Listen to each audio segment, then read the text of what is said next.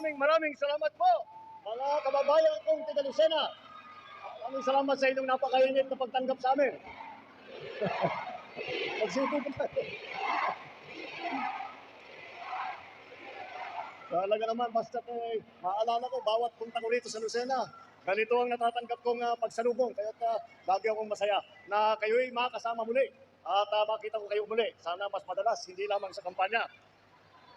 Alam niyo po, ako ay nandito po at ay nagpapasalamat po sa inyo lahat dahil po kayo ay nakarating dito sa aming rally kung saan namin hinaharap sa inyo ang ating mga kandidato bilang senador sa samahan ng alyansa. Alam niyo po kahapon, pinagdiriwang po natin ang araw ng paggawa o ang sinasabi nating Labor Day. Dahil po,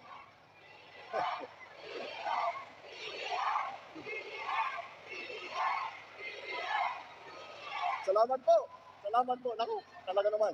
Kaya naman sabi sa akin kanina pa, pumunta ka na rito, masaya dito, tinatawagan ako. Andun lang po ako sa likod, nag-aantay. Sabi ng aking mga kasamahan, halika, humarap ka na at masarap kasama itong mga taong taga Lucena. Totoo ito pala. Maraming salamat po. Kahapon po, nag-celebrate po tayo ng Labor Day. Kaya po tinignan po natin ano ang kalagayan ng ating mga manggagawa. Dahil po, ito po ay Labor Day. At tinitignan natin kung tayo ba, itong pamahalaan na ito, ay tinitignan natin kung talaga tayo ay nakatulong sa ating manggagawa. Dahil para sa akin po, ang ating manggagawa ang pinakamalaking puhunan ng Pilipinas. Dahil po ang galing-galing po ng Pilipino, napakasipag po ng Pilipino, napakahusay po ng Pilipino, napakabait po ng Pilipino. Kaya't maaasahan natin, basta mabigyan natin ng pagkakataon upang magtrabaho ng mabuti, ang Pinoy naman, lagi naman nandyan. Kaya masaya po ako na maibalita sa inyo na nitong nakaraang taon, naitala natin ang pinakamababa na unemployment rate dito sa Pilipinas mula nung taon 2005. 20 taon na po, hindi po natin naabot yung ganyang klaseng unemployment rate. Maliwanag, ang ating mga kababayan ay naghahanap buhay sa dekalidad na trabaho. Trabahong may seguridad, trabaho na may dignidad at may pag-asa. Ay ayan po, kaya naman po, at patunay po sa magandang estado ng ekonomiya natin, dahil po siyempre inaalala natin lahat kung paano na ang lagay. Lahat naman tayo ay may pamilya, lahat naman tayo ay may anak, lahat naman tayo ay may mga mahal sa buhay na umaasa sa atin. Kaya mahirap po, kailangan po, maganda po ang hanap buhay na kahit paano ay mabigyan natin sila ng ganawa. Kaya naman po ay kami, siguro, hingi na rin po ako ng pauman ninyo na medyo nagyayabang po tayo na ang Pilipinas ngayon ay kinukonsidera ng ating mga karatig bansa. The Philippines is one of the fastest growing economies in Asia. Talo po natin yung mga malalaking bansa. Talo po natin yung mga mayayaman ng bansa. Ang paglalago po ng ekonomiya, sinisiguro po natin may epekto ito sa pag-araw-araw ng buhay ng ating mga kababayan. Hindi po nangyari ito dahil sa akin po. Nangyari po ito dahil ang husay ng Pilipino, dahil ang galing ng Pilipino, dahil malaki ang pusong pagmamahal sa bansa ng Pilipinas ng ating mga mamamayan. Nitong November po, ng nakaraang taon, sinayaan natin ang LRT1, Cavite Extension Project Phase 1. Dahil sa proyektong ito, nadagdagan po ng 5 istasyon yung LRT1. Palabas na po ito ng Maynila.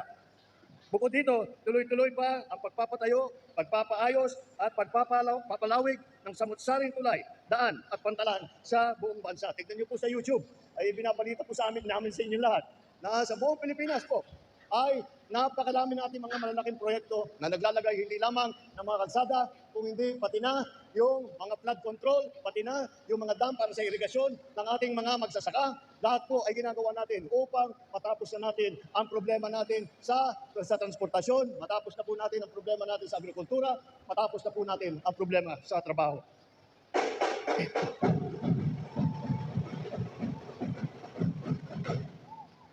Dahil po hindi lamang hanggang dyan. At bilang isang Pangulo ninyo, ay ako ay tinatanaw ko na isang katungkulan ko ay patuloy na ipaparami at itong mga proyektong ganito na nagbibigay ng serbisyong tunay para sa ating mga kababayan. Hindi lang sa datos o numero nasusukat ang ating tagumpay. Nakikita at nararamdaman din natin yung ating mga malasakit sa ating mga mamayan. Malasakit na ipinapakita at pinaparamdam ng ating ng ating gobyerno para sa ating mga mamamayan. Nitong nakaraang taon ay nasaksihan po natin ang pag-uwi ng ating Mary Jane Veloso. na matagal pong nakakulong na sa Indonesia. Paano po nangyari yun? Ganun po. Paano? Kinaibigan po natin, kinausap po natin ng maganda ang ating mga ang karatig bansa na Indonesia. At sa ganung pagsasama, sa ganung pagkakaunawa, sa ganung klaseng pagkakaintindihan, nangyari po ito at pinagbigyan po tayo. Ngayon si Mary Jane po ay nandito na sa Pilipinas at napakabilis na, napakadali na lang ng mga pamilya para makabisita sa kanya. Katulad ng kanyang tagumpay na ito, hindi po ito kayang gawin ng isang tao. Hindi po kagaya ng aking sinasabi. Unang-una, kailangan kakampi natin, kasama natin ang ating mga kababayan. Ngunit sa pamahalaan, kahit po ang inyong Pangulo ay maraming ninanais gawin, maraming proyekto, maraming initiative kung tawagin. Kung hindi po, wala po akong malapitan, wala pong tumutulong po sa akin, hanggang sa akin na lang yun. Kaya kailangan natin na ipagpatuloy lahat po ng ating naging patagumpay at dagdagan pa sa darating pa. Alam niyo po, lahat po ng ating ginagawa, kami po ay nandito nagsiservisyo po sa inyo. Lahat po ito ay hindi na po para sa atin. Ito para sa mga anak na natin, para sa mga apo na natin. Kaya hindi maaari na hanggang dito lamang.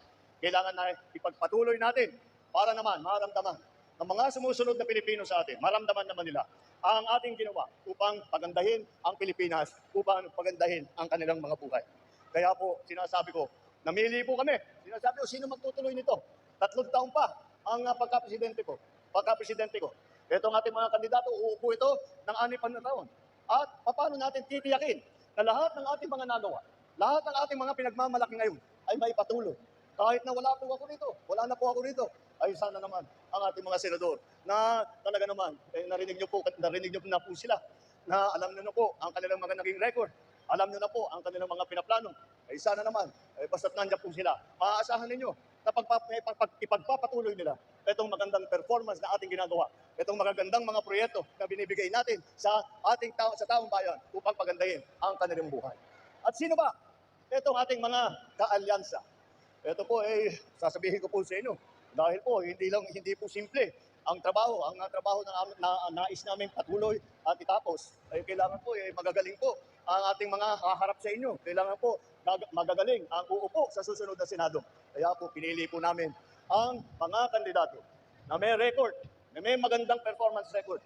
Namili po kami ng mga kilala namin, mga kandidato na alam namin na nasa puso nila ang kalagayan ng bawat isang Pilipino. Paano po natin malalaman yun? Malaman po natin dahil nakita po natin ilang taon na po sila na nagsiservisyo sa taong bayan at nakita naman natin na sila itapat sa kanilang pagmamahal sa bawat Pilipino. Sila itapat sa nais nila na tumulong. Tingnan po natin kung sino ang ating mga kandidato. Alam niyo po, karamihan po sa kanila ay mga veterano na sa Senado.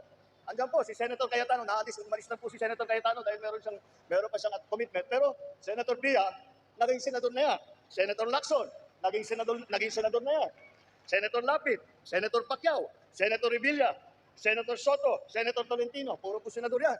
At isipin niyo yung mga pangalan po na narinig niyo. Mga bigatin po ito. Hindi lang kung sino-sino po yan. Kilala naman niyo sila. Mga magagaling at nagmamahal. Pinakamahalaga, nagmamahal sa Pilipinas. Ang kalahati naman ng ating slate, dumaan po sa mababang kapulungan sa House of Representatives, naging congressman din po. Andiyan po si Congressman Abalos. Nandiyan din po Congressman Binay. Classmate ko po sa House of Representatives. At nandiyan po Congressman Cayetano, Congressman Pacquiao, Congressman Tulfo, Congressman Villar, lahat po yan. Kasama po yan sila. Nakita naman ninyo, senador na, congressman na, patuloy pa. Sanay na ito. Alam na nila yung gagawin nila. Kapag sila ay nakaupo na, alam na nila ang paano ang patakbuhin ng maganda, ang pamahalaan ng kanilang mga opisina, kung paano sumulat ng magandang batas para tunay na makatulong sa ating mga kababayan.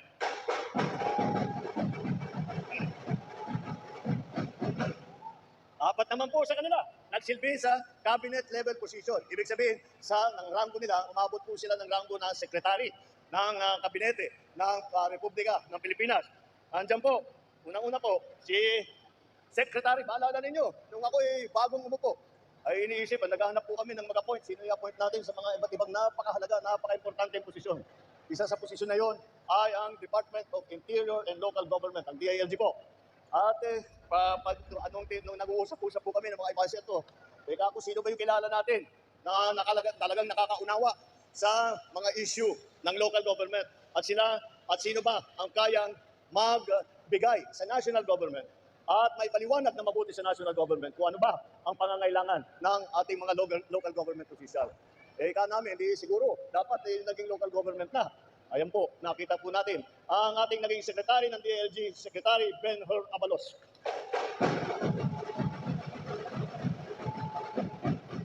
Ganun din po, nung ako ibagong upo, at naghahanap ako, sino kaya ang maging magaling na secretary ng DSWD. Alam niyo naman po, kailangan talaga ang namumuno, ang kalihim ng DSWD ay walang inisip kung paano tumulong sa mga nangangailangan. O yung mga tinatamaan ng bagyo, yung mga tinatamaan ng lindol, ng putok ng bulkan. Hindi lamang yun. Pati po yung mga 4Ps, pati po lahat ng ayuda na binibigay sa mga beneficiary na nangangailangan. Madali po, tinanong ko po sa sarili ko, sino ba ang kilala ko na habang buhay, wala nang ginawa kung hindi tumulong sa mga nangangailangan ng tulong na maliliit, na walang malapitan kung hindi ang itong tao na ito. Isa lang ang napunta sa isip ko. Andyan din po, kaya po natin linagay ng DSWD Secretary Erwin Tulfo.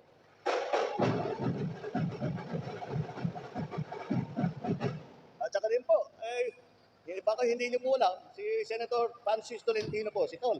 Siya po ay siyang namuno ng MMDA, Metro Manila Development Authority, ang tawag. Ngunit, ay binago po niya. Dahil kagaya ng nakalagay sa titulo, Metro Manila Development Authority. Ngunit, nung siya'y nakaupo sa MMDA, hindi lamang po Metro Manila ang kanyang tinutulungan. At ito ay masasabi ko dahil pagkatapos po ng Yolanda, nandun po kami sa Leyte. Alam niyo naman po kami, galing kami sa Leyte. Yung nanay ko galing Leyte. At nandun kami para tumulong. At kami nagmamakaawa po sa national government. Tulungan niyo naman kami. Masyadong mahina ang pagdating ng tulong. Kailangan namin ng ganito, ng equipment, ng relief goods, lahat.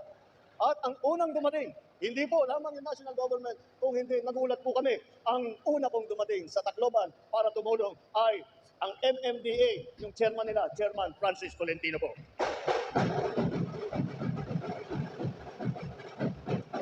Yun din po, isa pa po, sa ating mga kandidato, na umupo. Ayos. Kaya alam niyo po, hindi mahihiya po ako ihaharap sa inyo kung sino-sino lamang. Kaya naman siguro bilib na rin kayo na itong mga kandidato po natin ay talagang may karapatan na magsilbi sa Senado, sa mataas na pulungan sa Senado. Isa pa po na naging cabinet level na opisyal.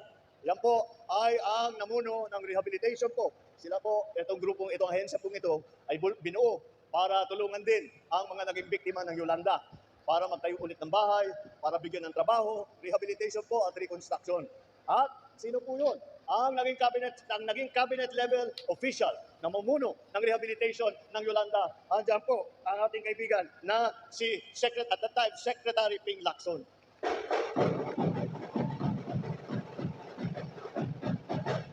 At saka bukod pa sa pagsekretary ni Ping Lacson, siguro naman naalala niyo po na nung panahon ni Erap, siya po ang Chief PNP. Kaya ibig sabihin siyang hepe ng buong PNP sa buong Pilipinas. At nung siya ay namumuno ng PNP dito sa Pilipinas, doon lang po natin nakita ang napakataas na approval rating ng pulis nung panahon po ni Chief PNP Ping Lacson. Hanggang ngayon po, hindi pa naabot yung ganong klase approval rating kagaya nung dati.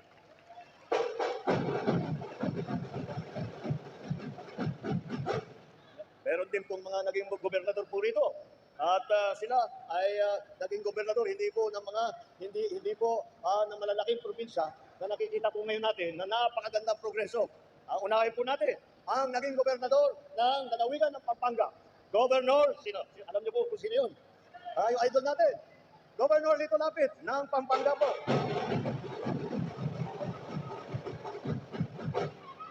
Kaya sa naman, may pangalawa pang naging gobernador dito sa grupo natin. Alam niyo na siguro kung sino ito. Dahil kilala niyo ito eh. Sinong naging governor ng lalawigan ng Cavite dito sa mga nakaharap sa inyo?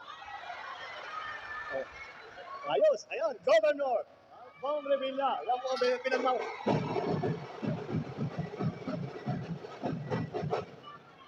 Sa mayor naman, meron po tayong tatlo na naging mayor ng malalaking lungsod. Ang una po ay naging mayor po ng Mandaluyong at nung panahon po na ng pagka-mayor ng Mandaluyong, siya po ay nakatanggap ng pagkikilala, mga premyo dahil sa lahat ng kanyang ginawa para sa kanyang inaalagaan na lungsod at ang kanyang mga inaalagaan ng kanyang mga botante, kanyang mga jurisdiction, constituency. Yan po ang magaling na mayor ng Mandaluyong City, Mayor Benhur Abalos.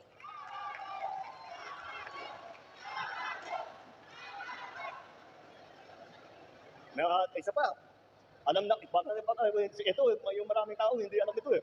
Sino ang nakaharap sa inyo ngayon dito na naging mayor ng lungsod ng Tagaytay? O, sabi sa inyo, hindi nyo alam. Mayor Francis Tolentino ng Tagaytay po.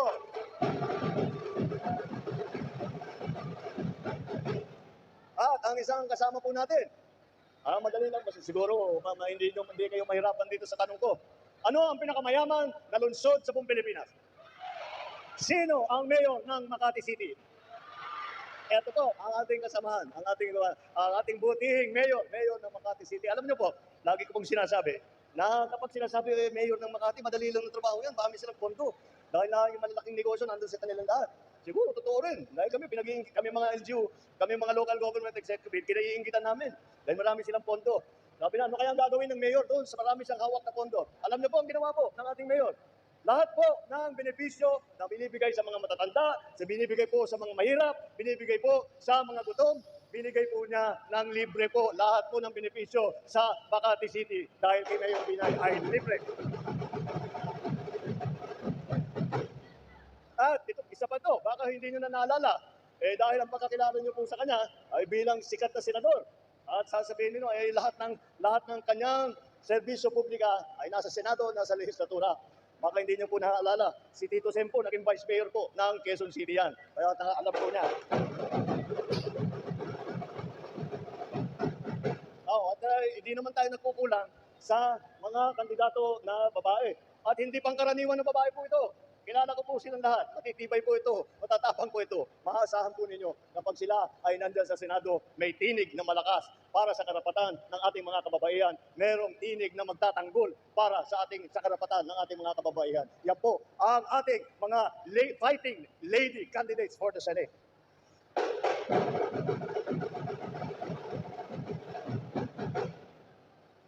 At dahil ang trabaho po ng isang senador ay sumulat po ng batas. At ito po ay siyempre kailangan maayos ang pagkasulat dahil kuminsan kapag ang batas ay sinulat at hindi maganda, hindi pinag-isipan na mabuti, ay nakakaproblema dahil mahirap implement, mayroong mga tatamaan na hindi mo akalaing tatamaan dahil sa batas, kaya kailangan magaling po sumulat ng batas. Kaya may pagmamalaki po namin, 4 po, dito sa aming mga kandidato ay abogado po. Nandyan po si Atty. Abalos, nandyan po Atty. Binay, nandyan po si Atty. Cayetano at Atty. Tolentino po. 4 po na abogado na magagaling na imbes na pinili. Ano sa galing po nila? Pwede po nilang gawin, magtrabaho na lang sila bilang abogado, magpayaman po sila. Ngunit, ang pinili po nila ay hindi magpayaman, hindi magpasikat para sa kanilang sarili, kung hindi magserbisyo sa publiko. Yan po ang ating mga abogado.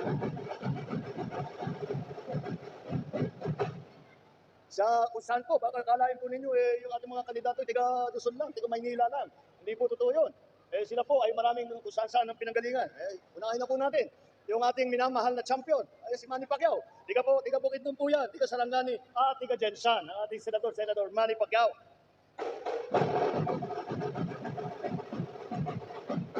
At ito naman si Erwin Tulfo, ay laki naman sa Davao Oriental at sa Sulu. Dahil po, napadpad po siya doon dahil doon na destino ang kanyang ama. Kanyang ama na kinikilalang bayani po ng Pilipinas. Kaya kailangan malaman din po ninyo na baka karamihan po sa atin ay hindi natin nalalaman to, ay si Senator Tito Soto ay hindi po ang unang Senator Soto na nagkaroon sa kasaysayan ng Pilipinas. Meron pong nauna sa kanya na Senator Vicente Soto na po ay naging senador pero nanggaling naman sa Cebu. Kaya makita po ninyo, lahat po ng ating kandidato ay napakalawak po ang karanasan. Napakalawak po ang kanilang pagkakayahan, napakagaling po at marami na po silang nakita hindi lamang sa kanilang pinanggalingan na lugar, kung hindi sa buong Pilipinas. At sa kanilang mahabang karanasan, ay nakita naman po nila kung ano ang nagiging problema. Hindi lamang sa malalaking rehiyon, hindi lamang sa probinsya, hindi lamang sa mga lungsod at sa mga bayan, kung hindi sa bahay-bahay ng bawat isang pamilyang Pilipino. Kaya naman, ito po ang aming hinaharap sa inyo. Dahil po, para sa amin, para sa alyansa, pinakamahalaga po, kung tayo man ay makapagsabi na meron tayong mga nakitang tagumpay sa nakaraang 2.5 taon, ay dapat naman po kahit ano pang mangyari, dapat po ay lahat ng ganong klaseng tagumpay. Hindi po tagumpay para sa partido politiko. Hindi po tagumpay para sa bawat kandidato. Kung hindi tagumpay para sa taong bayan. Tagumpay para sa Pilipinas. Kailangan po ituloy. Kaya po, ito po ang magtutuloy. Nagtutuloy ng mga tagumpay, ng mga magagandang inisyatibo para sa ating bansa upang pagandahin ang buhay ng bawat Pilipino, upang pagandahin ang ating minamahal na Pilipinas. Mabuhay po. Iboto niyo po sa darating na Mayo 12 ang ating mga kandidato po ng Alyansa. Mabuhay ang Alyansa!